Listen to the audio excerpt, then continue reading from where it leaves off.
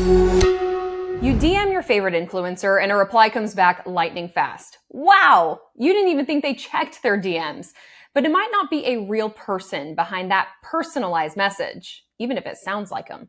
Soon, anyone in the US will be able to create AI versions of themselves on Instagram or the web as Meta rolls out AI Studio. The idea is that creators and business accounts will use the AI to talk directly to their followers, responding to comments or replying to messages.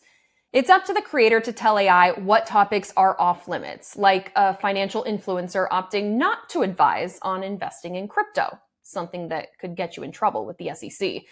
But enough from me. Let's hear from Meta CEO Mark Zuckerberg in a chat with NVIDIA's CEO. There's kind of a fundamental issue here where there's just not enough hours in the day, right? It's like if you're a creator, you want to engage more with your community, but you're constrained on time. And similarly, your community wants to engage with you, but it's tough. I mean, there's limited time to do that. So the next best thing is allowing people to basically create these artifacts, right? It's an agent, but you train it to kind of on your material.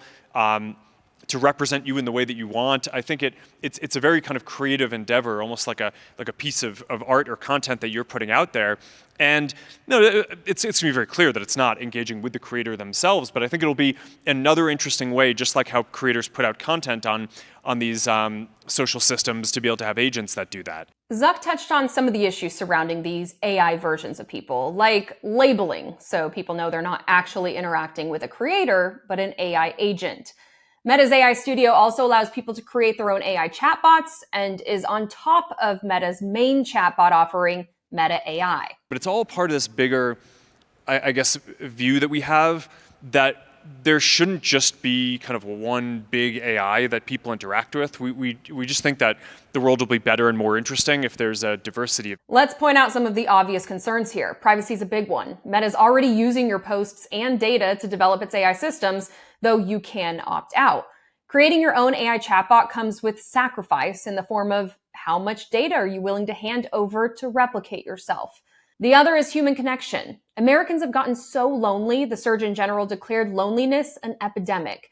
And social media is a big part of that already. In a study, people who reported using social media more than 2 hours a day had double the odds of reporting social isolation compared to those who are on the socials less than 30 minutes a day. But still, people, especially teens, use social media to connect. And how does that land if the other side of your connection is generated by AI? With generative AI, I think we're going to quickly move into this zone where not only is the majority of the content that you see today on Instagram just recommended to you from kind of stuff that's out there in the world that matches your interests, and whether or not you follow the people.